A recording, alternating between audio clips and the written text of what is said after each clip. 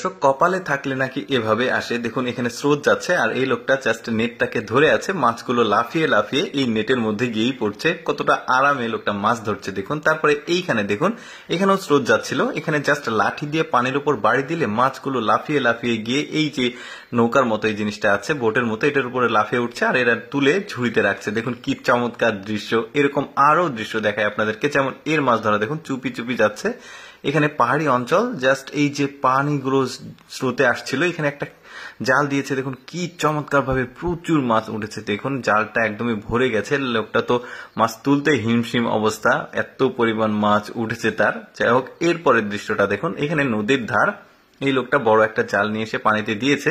এখন স্বাভাবিক মনে হতে পারে, কিন্তু একটু পরে বুঝবেন কি হচ্ছে। এই যে দেখুন, এবার পুরো জাল তার মাছে পরিপূর্ণ হয়ে গেছে, তুলতে সে খুবই কষ্ট হবে তার। এই যে দেখুন, মানে তুলতেই পারছেন এমন একটা অবস্থা। তারপরে এই ছেলেটাকে দেখুন, এখানে বন্যার সম্ভবত পানি এসেছে, সবাই মাছ ধরছে, ছেলেটাও জাল দিয়েছে। দেখুন বিশাল সাইজের একটা মাছ, আসলে কপালটা তার কিন্তু একদম শেষ হয়ে গেছিল, আবার কিন্তু জোড়া লেগেছে। এই যে দেখুন, মাছটা চলেই যাচ্ছিল জাল থেকে বের হয়ে, তারপরেও পেলেও, বেশ চমৎকার। কিন্তু এরপরে দেখুন এইখানে স্রোত যাচ্ছে, এখানে শ্যাওলা আছে প্রচুর। মাছগুলো অনেকে জানেন যে আসলে স্রোতের বিপরীতে মাছ চলে যায়, তো এখানে যেতে গিয়ে এই শ্যাওলার মধ্যে আটকে গেছে, লোকটা ধরে নিচ্ছে। দেখুন কি চমৎকার।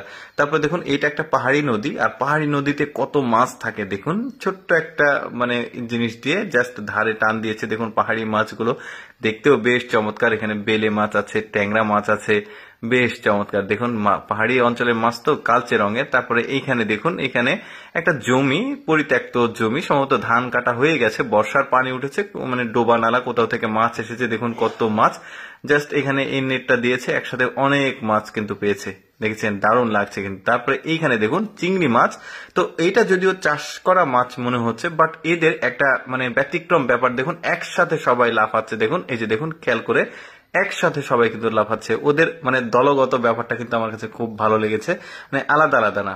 তারপরে দেখুন ওইখানের থেকে মাছ ধরছে, দেখুন কি চমৎকার, বড় বড় সাইজের চিংড়ি। এটা আবার চাষ করা না, সম্ভবত এটা মানে নদীর ধার হবে, পানি শুকিয়ে গেছে, জোয়ার ভাটার ব্যাপার আছে। তারপরে দেখুন এই পাহাড়ি নদীতে এখানে মাছ ধরছে, টান দিলে কত মাছ ওঠে দেখুন। এই যে দেখুন পাহাড়ি মাছগুলো দেখতেও বেশ চমৎকার। ওই যে ট্যাংরা মাছ আগে যেভাবে ধরলো। তারপরে দেখুন এখানে ব্রিজের নিচে মাছের ঝাঁক যাচ্ছিল, দেখে বুঝে শুনে আসলে ঝোপ বেজে কূপ দিয়েছে। দেখুন একসাথে কতগুলো মাছ পায় লোকটা, পুরো জাল তার ভর্তি হয়ে যাবে, যদিও ছোট মাছ, বাট অনেকগুলো মাছ দেখতে পাচ্ছেন। বেশ চমৎকার দৃশ্য কিন্তু। দর্শক কেমন লাগলো আজকের এই মাছ ধরার দৃশ্যগুলো অবশ্যই কমেন্ট করে জানাবেন।